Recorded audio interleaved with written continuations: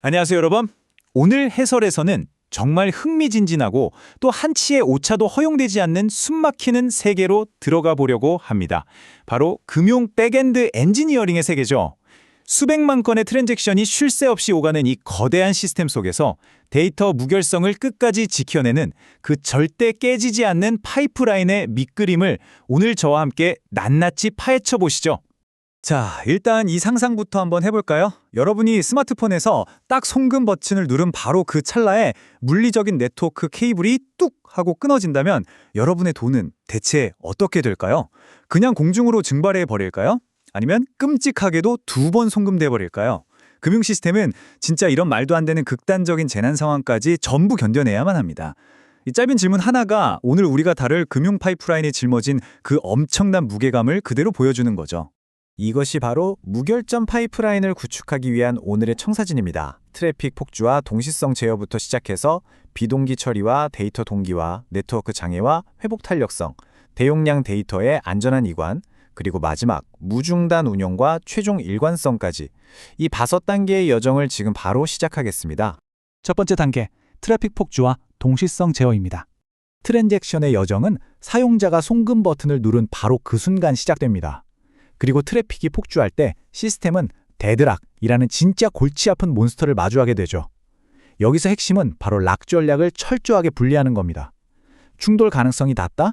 그러면 데이터에 버전 컬럼을 추가해서 메모리를 아끼고 처리량을 극대화하는 낙관적 락을 가야죠. 하지만 단 1원의 잔액 부족 오류도 용납할 수 없는 핵심 이체 루틴이라면 무조건 비관적 락을 걸어야 합니다.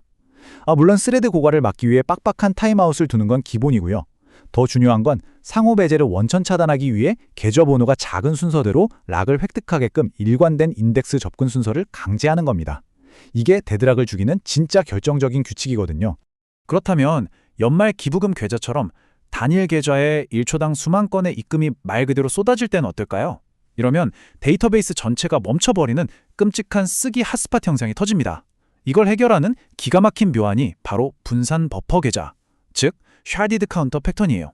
하나의 잔액 계좌를 여러 개의 가상 슬롯으로 쪼개서 입금 트래픽을 랜덤하게 분산시켜버리는 거죠. 이렇게 하면 락 경합이 극적으로 낮아져서 아무리 거대한 트래픽 쓰나미가 몰려와도 파이프라인이 꽁꽁 얼어붙는 걸 든든하게 막아줍니다. 두 번째 단계입니다. 비동기 처리와 데이터 동기화. 자, 성공적으로 이체의 첫 관문을 넘었네요. 이제 메인 엔진의 속도를 떨어뜨리지 않으면서 외부 시스템이랑 연동을 해야 하는데요. 본격적인 구조를 뜯어보기 전에 재미있는 통계 하나 말씀드릴까요? 놀라지 마세요. 금융 시스템 전체의 트래픽의 무려 80에서 90%는요. 실제로 돈을 이동시키는 작업이 아닙니다. 방금 그 숫자의 이유는 명확합니다. 압도적인 트래픽은 그냥 내 잔액이 얼마인지 확인하는 조회, 즉 읽기 작업이거든요. 쓰기 작업은 고작 15% 남짓이에요. 이게 바로 우리가 CQRS, 그러니까 명령과 조회 책임을 분리하고 Read Replication 구조를 반드시 써야 하는 이유입니다. 무거운 조회 트래픽을 복제분 DB로 싹 다 몰아서 물리적으로 떼어놔야만 우리의 생명줄 같은 핵심 쓰기 파이프라인을 안전하게 지켜낼 수 있으니까요. 조금 더 깊이 들어가 보죠. 송금이 다 끝났고 이제 푸시 알림을 쏴야 하는데 하필 그때 네트워크가 깜빡 하고 죽는다면요? 돈은 빠져나갔는데 알림은 평생 안 오는 이 정합성이 깨지는 참사를 막기 위해서 우리는 트랜잭셔널 아웃박스 패턴을 씁니다. 비즈니스 로직을 처리할 때 아웃박스 테이블에 보낼 메시지를 단일 로컬 트랜잭션으로 묶어서 같이 저장해버리는 거죠. 그러고 나면 별도의 CDC 폴러가 이걸 쓱 읽어서 메시지 큐에 안전하게 발행합니다. 어떤 장애가 터져도 메시지 유실을 완벽하게 차단해주는 아주 우아한 설계죠. 여기서 중요한 포인트 하나 딱 짚고 넘어갈게요. 아까 우리가 읽기 작업을 복제본으로 분리했다고 했잖아요. 그런데 만약에 여러분이 돈을 입금하자마자 앱을 딱 켰는데 복제 지연 때문에 잔액이 0원으로 뜬다면? 와, 진짜 심장이 덜컥 내려앉겠죠. 그래서 사용자가 쓰기 작업을 한 직후의 조회 요청만큼은 무조건 강제로 마스터 DB를 쳐다보게끔 라우팅 해줘야 합니다. 이걸 세션 일관성이라고 부르는데요. 결국 기술의 끝에는 언제나 사용자 경험이 있어야 하니까요. 세 번째 단계로 넘어갑니다. 네트워크 장애와 회복 탄력성. 이제 우리 트랜잭션은 코어 뱅킹과 대외기관을 연결하는 그야말로 지뢰밭 같은 구간에 진입합니다. 여기서 핵심 방어막이 되는 벌크 헤드 패턴은 커다란 배의 격벽 구조에서 따온 개념인데요. 배의 한 구역에 물이 찼다고 해서 배 전체가 가라앉으면 안 되잖아요.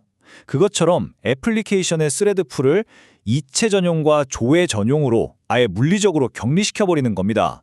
외부 조회 API가 뻗어서 스레드가 다 말라붙어도 격리된 핵심 이체 파이프라인은 끄떡없이 제 할 일을 하게 만드는 진짜 필수적인 생존 기술이죠. 그런데 만약에 망 자체가 물리적으로 완전히 끊어져 버린다면 어떨까요? 엔지니어들은 이 3단계 상태 관리 기법으로 맞섭니다. 돈이 증발하거나 2번 송금되는 대참사를 막으려면 일단 DB의 트랜잭션을 성공도, 실패도 아닌 펜딩, 즉 대기 상태로 딱 마킹해둡니다. 그리고 아주 짧고 엄격한 타임아웃을 기다린 다음에 시스템이 알아서 망 취소 요청을 때리거나 사후 배치 대조를 돌려서 정합성을 억지로라도 맞춰내는 거죠. 장애를 그냥 피하는 게 아니라 장애가 날 걸 전제로 시스템을 통제하는 겁니다. 자, 그럼 죽었던 네트워크가 다시 살아날 때는 괜찮을까요? 밀려있던 요청들이 한꺼번에 쓰나미처럼 쏟아지는 제시도 폭풍이 닥치면 간신히 살아난 DB가 또 뻗어버립니다. 이때 우리 시스템을 지켜줄 4가지 든든한 방패가 있죠. 특히 제시도 대기 시간을 기하급수적으로 늘려버리는 디수베코프에다가 무작위로 노이즈 시간을 섞어주는 지터를 딱 얹어주면요. 꽉 뭉쳐있던 요청들을 보기 좋게 흩어지게 만들어서 데이터베이스가 숨통을 틀어고 회복할 수 있는 물리적인 시간을 제대로 벌어줍니다.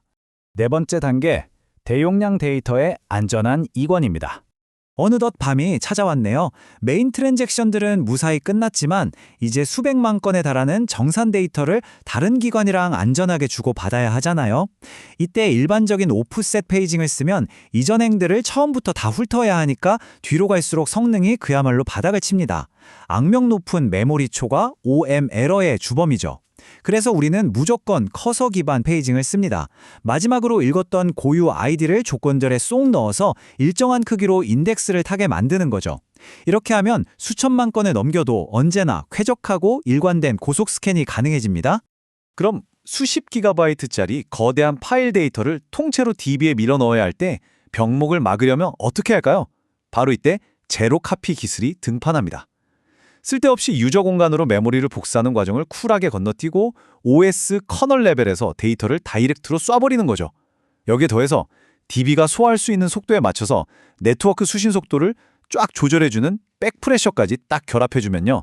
아무리 거대한 데이터를 쏟아붓는 벌크 인서트 과정에서도 전체 인프라가 와르르 무너지는 걸 완벽하게 막아낼 수 있습니다. 드디어 마지막 5번째 단계, 무중단 운영과 최종 일관성입니다. 자, 이 거대하고 복잡한 금융 파이프라인을 단 1초의 오프라인 시간도 없이 업데이트하고 유지 보수하려면 대체 어떻게 해야 할까요? 마이크로 서비스 환경에서 여러 DB를 오가며 일관성을 맞추는 건 진짜 극한 직업이거든요. 옛날처럼 무식하게 글로벌 락을 걸면 성능이 반토막 나니까요. 그래서 현대 아키텍처에서는 사가 패턴이라는 대안을 적극적으로 씁니다. 각 서비스가 자기 로컬 트랜잭션을 특내고 이벤트를 릴레이처럼 넘기는데 만약 다음 단계에서 에러가 났다? 그러면 이전 단계의 작업을 되돌리는 보상 트랜잭션을 딱 발행해서 시스템 전체의 최종 일관성을 깔끔하게 달성해내는 정말 스마트한 접근법이죠. 특히 이 섀도우 테이블, 즉 그림자 테이블 전략은 진짜 박수가 나옵니다. 데이터가 수천만 건씩 쌓여있는 라이브 테이블의 스키마를 뜯어고쳐야 하는데 서비스는 멈출 수 없다면요? 아주 간단합니다. 운영 DB랑 완전히 똑같은 그림자 테이블을 몰래 하나 만들고 뒤에서 아주 조용히 바이너리 로그를 떠서 복사하는 거예요. 그렇게 백그라운드 동기화가 완벽하게 끝나면 그 찰나의 순간에 테이블 이름을 싹 바꿔치기 하는 컷오버 스왑을 실행하는 겁니다. 장담하건대 사용자들은 단 1초의 버벅거림조차 느끼지 못할 겁니다. 지금까지 무결점 금융 파이프라인을 엮어내는 5단계 아키텍처 기술들을 저와 함께 쭉 따라보셨습니다. 데드락 회피 전력부터 시작해서 CQRS, 벌크헤드, 제로커피, 그리고 방금 본 사가 패턴까지. 여러분, 우리가 짠 코드는 단 하나의 버그도 없이 완벽할지도 모릅니다. 하지만 오늘 해설을 마무리하면서 마지막으로 이 질문을 꼭 던지고 싶네요. 여러분의 파이프라인은 예측조차 불가능한 재난이나 당장 눈앞에서 네트워크 케이블이 뽑혀나가는 그 순간에도 끄떡없이 살아남을 수 있도록 설계되어 있습니까? 오늘 짚어본 이 묵직한 기법들을 통해서 여러분의 시스템도 다시 한번 날카롭게 점검해보는 시간이 되셨길 바랍니다. 함께해 주셔서 감사합니다.